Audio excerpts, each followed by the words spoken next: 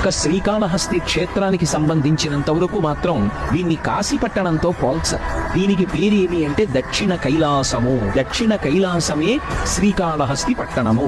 అంటే కైలాసవాసి అంటారు. కైలాసమునందు ఉండడం ఎంత గొప్పదో శ్రీకాళహస్తి క్షేత్ర ప్రవేశము కానీ, శ్రీకాళహస్తి క్షేత్రమునందు ఉండడం కానీ, శ్రీకాళహస్తిలోకి రావడం కానీ, శివదర్శనం చెయ్యడం కానీ, అథవా ఈ క్షేత్రంలో ఎక్కడ నిలబడి ఒక్కసారి స్వామివారి దేవాలయం వైపు కానీ, కొండ వైపు కానీ చూడడం కైలాసంలో శంకరుణ్ణి దర్శించడంతో సమానం.